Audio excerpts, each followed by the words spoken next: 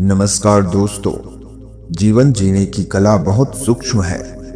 हम अक्सर जीते तो हैं, लेकिन जीना भूल जाते हैं। आज के वीडियो में हम अच्छा जीवन जीने के लिए ओशो के 9 गोल्डन रूल्स को जानेंगे। यह केवल नियम नहीं है, बल्कि जीवन की एक दिशा है। आत्मा की स्वतंत्रता और हृदय की गहराई से जीने का आमंत्रण है। तो पहला, वर्तमान में जियो।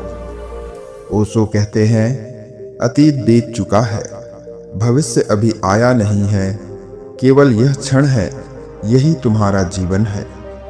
हम अक्सर पछतावे और चिंताओं में उलझ जाते हैं, लेकिन जीवन का रस तभी मिलेगा जब हम हर क्षण को जीना सीखें। जैसे एक बच्चा जब खेलता है तो वह पूरी तरह खेल में डूबा रहता है, वह कल की चिंता नहीं करता। यही ध्यान की असली स्थिति है।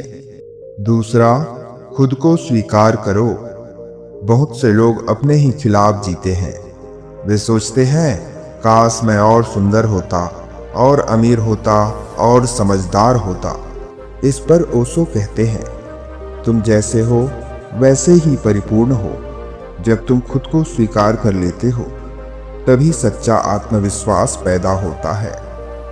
तीसरा, प्रेम को जीवन का आधार बनाओ।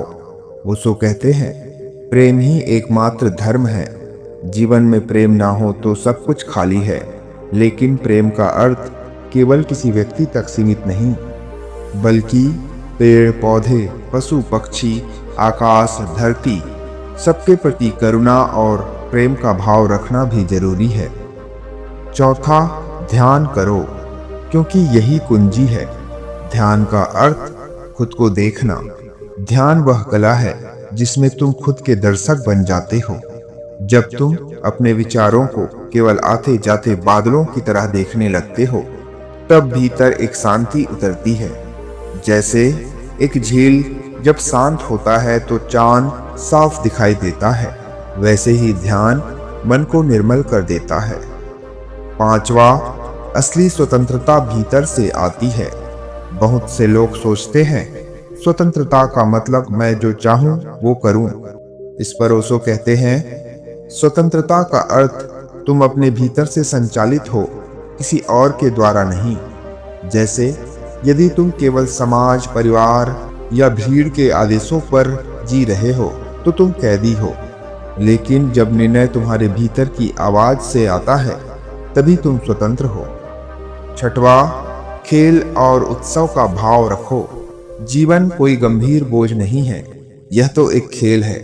गंभीरता तो मौत का लक्षण है और खेल जीवन का।